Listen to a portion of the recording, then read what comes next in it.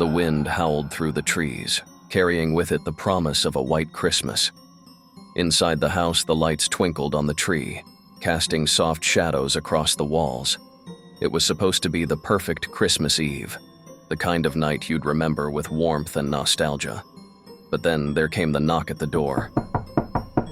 I glanced at my husband, Rob, as the sound echoed through the quiet house. He frowned, lifting his head from his book. "It's past midnight," he muttered. "Who's knocking at this hour?" I shrugged, feeling uneasy despite the holiday cheer. We weren't expecting anyone. "Maybe it's just some kids, carolers or something," I suggested. Rob raised an eyebrow but didn't move. I stood up, brushing my hair back from my face, and headed to the door. When I opened it, I wasn't prepared for what I saw. A group of people stood on the doorstep, their faces obscured by hoods. They wore tattered, mismatched coats that looked as though they'd been sewn together from old, worn fabric. Their eyes were shadowed, but their presence, cold, unnatural, made my blood run cold. "Merry Christmas," one of them whispered, his voice strangely hollow like an echo bouncing off an empty cavern. But there was no cheer in his tone, no warmth.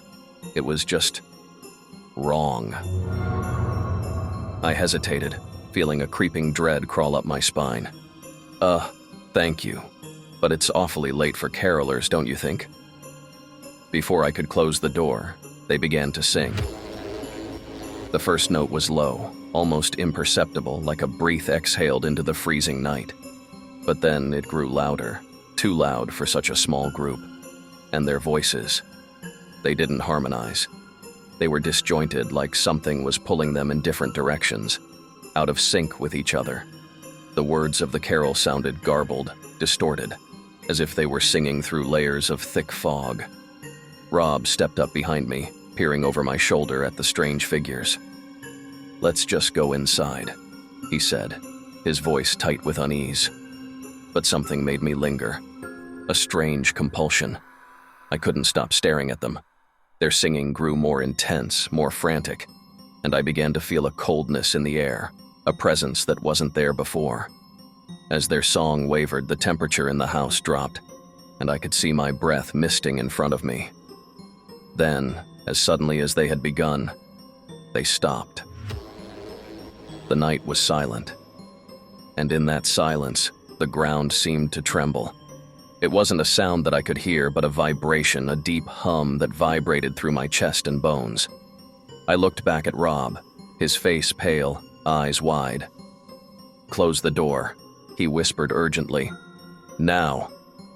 I slammed the door shut and bolted it, but the dread didn't leave. We stood in the living room, staring at each other in the dark, the faintest echoes of that terrible carol still ringing in my ears. The clock on the wall ticked. 1 minute passed, then 2. Suddenly, the knock came again.